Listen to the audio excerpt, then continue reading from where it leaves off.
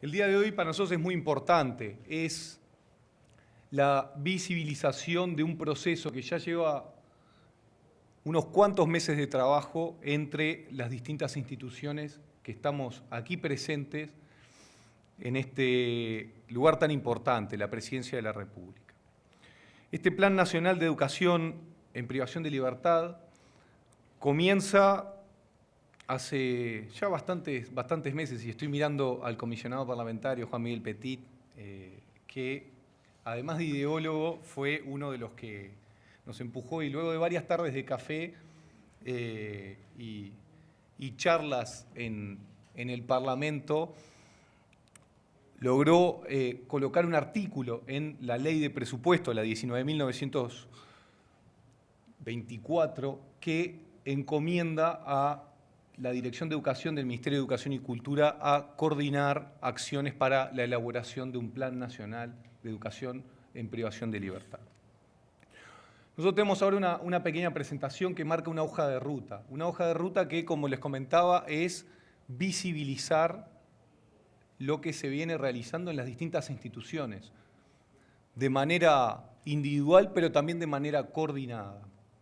Ha llevado muchos meses de trabajo porque tenemos un sistema carcelario muy extenso, tenemos un sistema carcelario que tiene no solamente extensión territorial, sino extensión en lo social y también una diversidad muy amplia en lo educativo.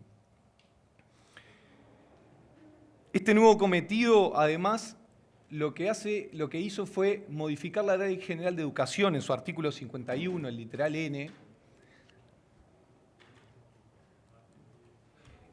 N, el cual incorpora este cometido de coordinación, y aquí tenemos en esta breve presentación un poco la parte contextual de lo normativo.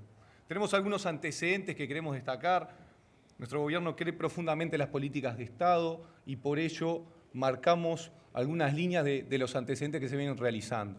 La creación del Instituto Nacional de Rehabilitación y la creación del Instituto de Inclusión Social Adolescente. Y en ambos ámbitos los gobiernos hemos señalado la educación como un eje central para los procesos de rehabilitación. A su vez, progresivamente las instituciones educativas del sistema tradicional han acrecentado la cobertura educativa en los distintos ámbitos de privación de libertad.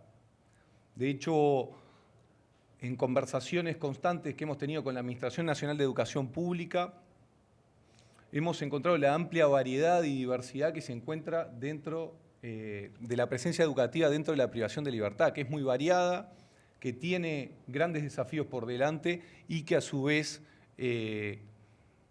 estamos planteando algunas modificaciones, algunos cambios, en particular con el seguimiento y la protección de trayectorias educativas. Sabemos muy bien que en la privación de libertad nos estamos encontrando muchas veces con movimientos, con cambios, con traslados, con culminación de penas que dificulta el tener clara la trazabilidad educativa de los privados de libertad. Hace muchos años se viene trabajando en cuanto a la cantidad, a la calidad y, como insistíamos, nosotros queremos trabajar también en la continuidad educativa y la protección de las trayectorias.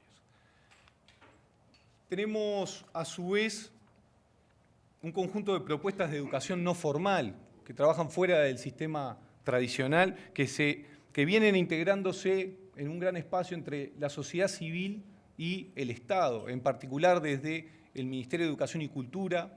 Tenemos el programa Aprender Siempre, el cual semana a semana viene ingresando a espacios de privación de libertad y contexto de encierro, llevando propuestas socioeducativas y culturales muy amplias y muy diversas en 24 unidades del Instituto Nacional de Rehabilitación. A su vez tenemos una mesa interinstitucional de educación en la cual se integra el Ministerio de Educación y Cultura, la ANEP, el INR, el INISA, la Universidad de la República y otros ámbitos educativos, que sesiona periódicamente, y hemos tenido varias conversaciones y hemos llegado realmente a muchísimos acuerdos. La educación como derecho debe garantizarse para todos y para nosotros es muy importante marcarlo en un Plan Nacional de Educación de Cárceles, que es lo que nos guía y es lo que queremos llevar adelante. En la privación de libertad se juega un rol fundamental para el desarrollo de la dignidad, la integración social y para poder avanzar hacia nuevos proyectos de vida, ya sea presentes y ya sea futuros. Pero nosotros también queremos destacar que la educación por sí sola no es suficiente para llevar adelante todo esto. Por eso también queremos no solamente educación de calidad, sino el contacto constante con los distintos actores de la sociedad y el mundo del trabajo. Tenemos algunos datos que son alarmantes y que hablan de la caracterización de lo que hay en la privación de libertad en cuanto a trayectorias educativas. Tenemos un 23% que tiene la educación primaria incompleta, un 25% con la educación primaria completa, un 30% con el ciclo básico incompleto, solamente un 2% con el bachillerato completo y un 1,3% que inició o finalizó la educación terciaria. A su vez, y acá vamos avanzando en algunos datos que también son preocupantes, un 6% dijo no saber leer y otro 12% dice hacerlo con cierta dificultad. Un 11% dijo no saber escribir y prácticamente un 16% lo hace con dificultad. Además, otro dato con respecto al razonamiento lógico-matemático, el 13,5% dijo no saber calcular o hacerlo con cierta dificultad. Acá estamos hablando de alfabetizaciones básicas de nuestra población. Entonces, ¿cuál es el objetivo general del plan? Diseñar, desarrollar, monitorear y evaluar una política pública para un abordaje integral y contextualizado de los itinerarios educativos y su continuidad, tanto en el área fundamental del proceso, como área fundamental, del proceso de rehabilitación. Los principales ejes es la educación formal y no formal y la educación y el trabajo, dos mundos que en muchas situaciones se encuentran menos de lo que nos gustaría. Aquí tenemos presente al director general de la UTU, lo tiene muy claro y hemos conversado más de una oportunidad la importancia de encontrar estos dos mundos. Las tres metas que nos planteamos en este proceso hacia el plan, bueno, en primer lugar un diagnóstico situacional sobre la educación en privación de libertad, que está realizado y que va a ser actualizable año a año, por eso también la conversación constante con los principales actores. Lo segundo, una planificación estratégica para el diseño, la implementación, el monitoreo y la evaluación del plan, algo fundamental en una política pública moderna. Y un tercero, un conjunto de propuestas piloto planificado, implementado, monitoreado y evaluado por los distintos actores de la educación. Esa ruta tiene tres fases. La primera fase, como les comentábamos, el diagnóstico situacional. La segunda fase, las cuales se tocan y dialogan en toda oportunidad, que es la planificación estratégica revisable año a año y mes a mes. Y la tercera parte, ya la ejecución de este piloto de propuestas planificadas. Entonces, esta presentación el día de hoy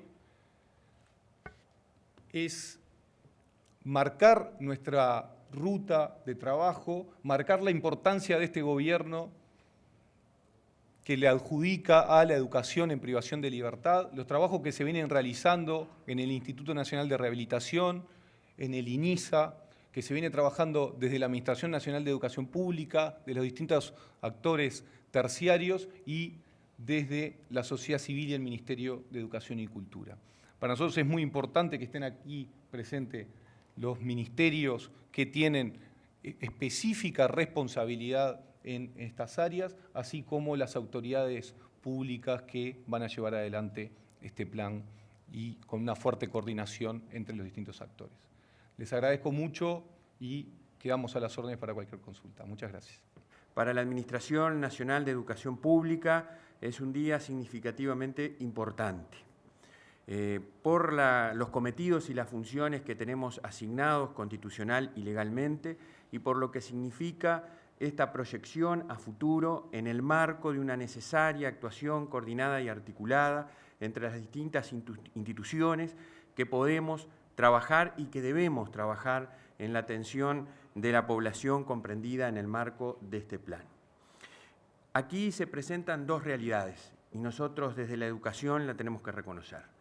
La primera es que tenemos problemas en el sistema educativo que presentan las cifras que aquí se pusieron. ¿Cómo puede ser que más del 20% de la población que está en las circunstancias que está aquí no tenga la educación primaria completa? ¿Cómo puede ser que solo el 2% tenga la educación media superior, el bachillerato? Quiere decir que el sistema educativo, cuando tuvo que actuar en los niveles que tuvo que actuar en las edades correspondientes, no tuvo las posibilidades y, en definitiva, no cumplió con lo que tenía que cumplir. Entonces, ahí la primera responsabilidad que como sistema educativo tenemos que asumir. No hay peor mal que aquel que uno lo lleva a no reconocer un problema, porque a partir que lo reconocemos comenzamos a desarrollar estrategias para encontrar una solución.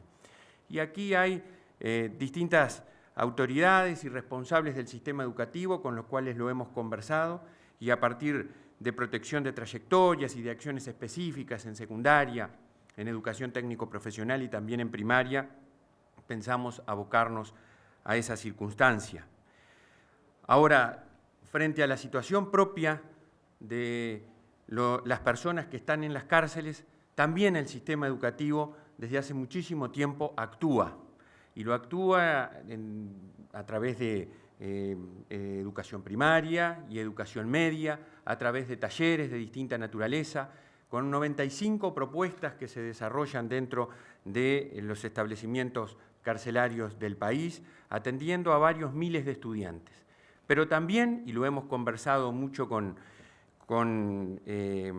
el comisionado parlamentario, no es suficiente.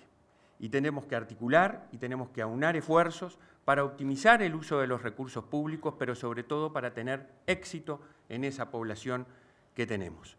Porque como lo hemos dicho desde siempre, no hay mejor arma contra la inseguridad de un país que la educación. Entonces, ahí tenemos que estar nosotros, tenemos que estar antes, y si no estamos antes, tenemos que estar ahí. Y en ese estar ahí también hemos debatido y estamos trabajando, y aquí está la directora sectorial de integración y la directora de jóvenes y adultos, en trabajar en articulación y en diálogo con una nueva propuesta que permita atender las particularidades de la población que está en el sistema carcelario. Una nueva propuesta que permita, sobre todas las cosas, generar esas oportunidades atendiendo esa especificidad. En definitiva, estimadas autoridades, estimado público en general, nosotros venimos a traer y a hacer palpable y ratificar junto a los ministerios y al Ministerio de Educación y Cultura, que la ley le ha asignado nada más y nada menos que el rol de coordinador de toda esta política nacional, el compromiso de la ANEP de trabajar fuertemente, haciendo honor a la tradición que tiene en este tema, pero con la apertura total y con la conciencia plena de que tenemos que hacer las cosas mucho mejor. Muchas gracias. Yo vengo hoy acompañado por el director del Instituto Nacional de Rehabilitación, el comisario general Luis Mendoza, que a su vez viene con el comisario Camargo, que está al frente del CONCAR, que viene con Lourdes Salinas, que está no solamente dentro de ese equipo, sino que además preside el Consejo de Seguridad que fue creado en la Ley de Urgente Consideración y que es una comisión realmente importante que canaliza junto a la Fiscalía, al Poder Judicial y al Ministerio de Educación y Cultura los planes, las propuestas, las urgencias muchas veces que el sistema penitenciario nos trae. Estaba el contador Rosano también con nosotros y está la directora de la unidad penitenciaria de Salto, que está haciendo maravillas así allá, en donde pretendemos ampliarle el centro de reclusión porque, aunque desde el 2015 no ha tenido conflictos allá, según me decía ella misma, hay una suerte de hacinamiento importante y viene trabajando y haciendo milagros en Salto. Así que es un gusto tenerla aquí entre nosotros.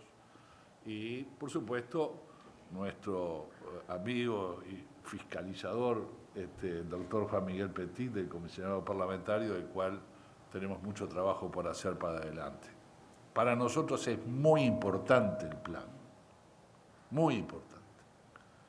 Y esta reactivación, esta puesta y esta instrumentación se ata con los esfuerzos que se vienen haciendo, según me decían y me anunciaban, de la población carcelaria. Hay solamente 4.000 que hoy están teniendo educación formal y no formal, de los cuales 100 son educación terciaria.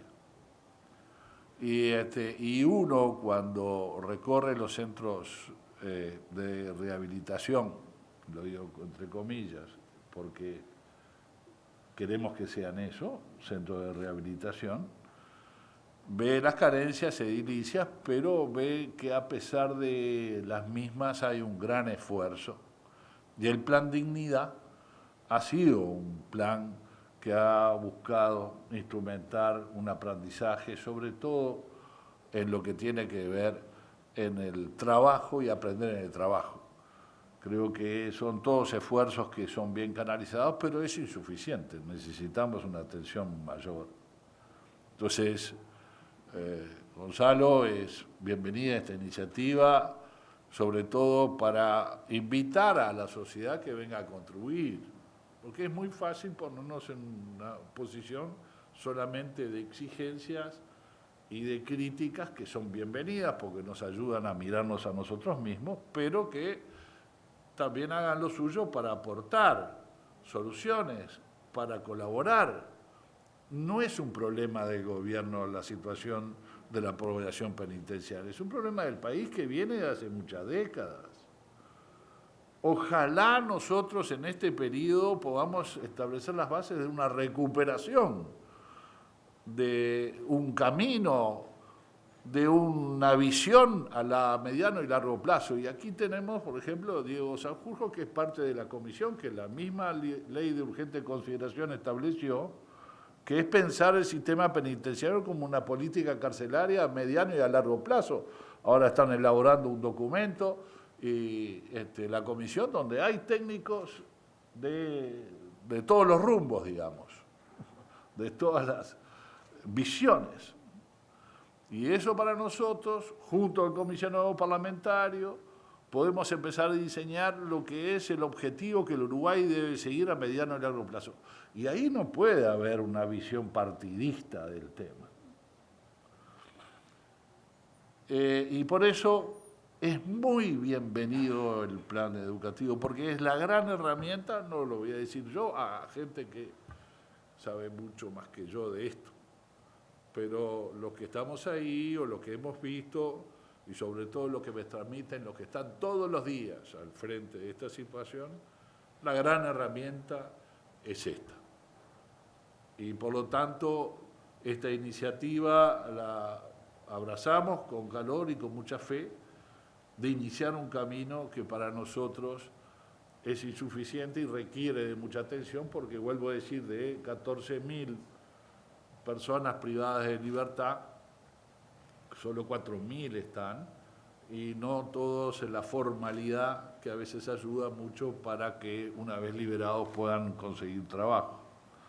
Entonces, en función de esto es que nosotros, nuestra presencia viene a avalar, a respaldar, a empujar y a entusiasmar, que me parece que es lo que tenemos que tener en esto, de que si otros países lo pudieron hacer, no veo por qué no lo podamos hacer nosotros y cambiar esta situación de buscar culpables y tratar de justificar lo injustificable. Hoy se violan los derechos humanos en nuestras cárceles y tenemos que hacer algo al respecto, y lo mejor es no dejarlo en un círculo vicioso en donde su falta de preparación y su falta de educación termina por regresarlo al delito. Entonces, para nosotros esto es muy importante, lo he escuchado muchas veces de los directores, de la gente que está todos los días, y que hay que estar todos los días buscando trabajar para recuperar a gente que merece una oportunidad y que el Estado uruguayo se la tiene que dar. La verdad es que escuchaba a quienes me antecedieron haciendo la enumeración de las personas que están aquí participando de este acto,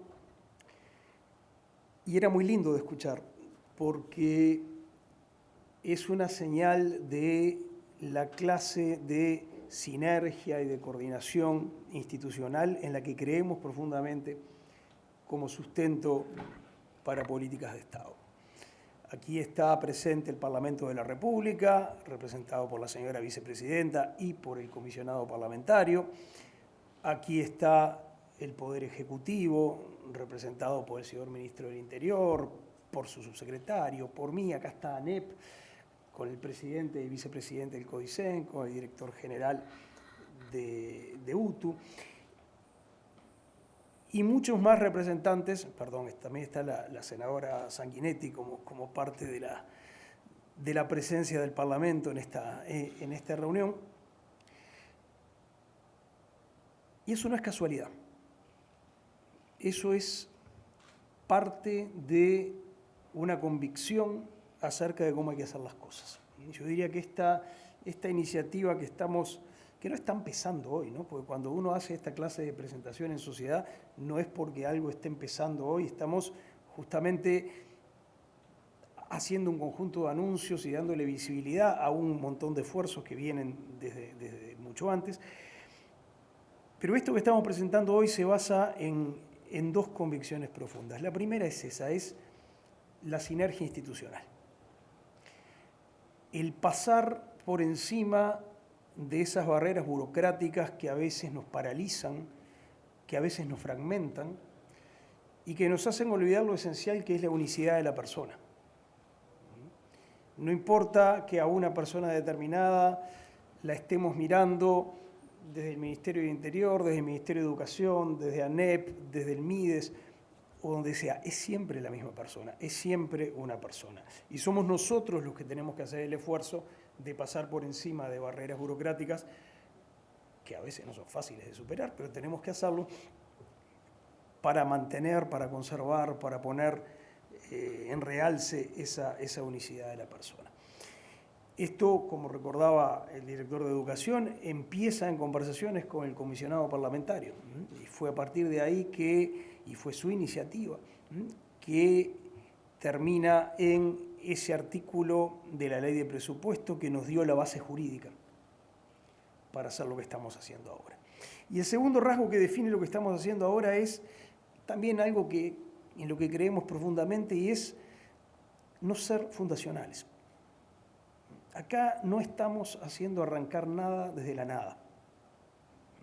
Acá ya ocurría que el Ministerio del Interior, que el Ministerio de Educación y Cultura, que ANEP estaban haciendo esfuerzos para llevar la acción educativa a las personas privadas de libertad. En el caso particular de nuestro ministerio, de las cosas lindas que nos pasó en este año y medio fue conocer y aprender a respetar a un programa del Ministerio de Educación y Cultura, el PAS, el programa Aprender Siempre, que hace acciones muy valiosas en ese contexto, como las hace ANEP, como las hace el Ministerio del Interior. Lo que pasaba, como pasa con frecuencia cuando uno no pone la atención debida, es que esas acciones no siempre estaban debidamente coordinadas. Por lo tanto, no generaban todos los efectos buenos que podían coordinar. Esas acciones no estaban enmarcadas en una planificación estratégica que permitiera fijar un rumbo y que permitiera fijar una acumulación. Y tampoco estaban sometidas a una evaluación global. Es El resultado es que ahí había una cantidad muy grande de buenas intenciones, de recursos, de gente comprometida, que daba frutos, y que daba frutos valiosos, pero que probablemente no daba todo lo que podía dar si le dábamos ese entramado, que es lo que hoy estamos instalando. Entonces, estamos continuando cosas que vienen de antes. Y creemos en la continuidad del Estado y creemos profundamente, porque somos profundamente demócratas, en la rotación de partidos en el ejercicio del gobierno. Y por lo tanto no tenemos ninguna dificultad en decirlo. Estamos haciendo cosas que se estaban haciendo antes de que se instalara este gobierno. Algunas que empezaron unos pocos años antes, algunas que empezaron hace décadas. Y estamos apoyándonos en eso. Para tratar de hacer más, para tratar de hacer mejor. Este es un gobierno, todos lo saben, que cree profundamente en la libertad y en el ejercicio responsable de la libertad. Por eso es un gobierno que cree en la importancia de las normas, que cree en la importancia de que las normas se respeten y que cree en la necesidad de que haya sanciones cuando las normas no se respetan. Sin normas que se respeten efectivamente, sin una política de seguridad exitosa como la que está teniendo el Ministerio del Interior, no hay libertad ni seguridad para nadie. Ahora, como somos un gobierno que cree en la libertad responsable, también somos un gobierno movido por una visión profundamente humanista. Y por eso estamos a favor de las segundas, de las terceras, de las cuartas oportunidades, para que el ejercicio de la libertad se convierta en construcción de vidas valiosas para quienes las viven y para todos los demás. Y todos sabemos que uno de los problemas del Uruguay es la reincidencia en el delito. Algo que no empezó en este gobierno, algo que viene de muy atrás. Tenemos niveles de reincidencia muy altos. Ese es un problema complejo y como todos los problemas complejos requiere soluciones complejas, pero parte de las causas está en los números que mostraba el señor director de Educación. Si uno está muy escasamente educado, el día que vuelva a la calle va a tener dificultades para conseguir un empleo y para generar un ingreso que le permita satisfacer sus necesidades. Y por lo tanto, el riesgo de la reincidencia va a ser más alto que si cuenta con recursos educativos que le abran horizontes. Para nosotros este es un programa que aspira a construir libertad, a construir igualdad de oportunidades, a dar segundas, terceras, cuartas oportunidades y a darle alas de crecimiento a muchos uruguayos que las necesitan. Muchas gracias.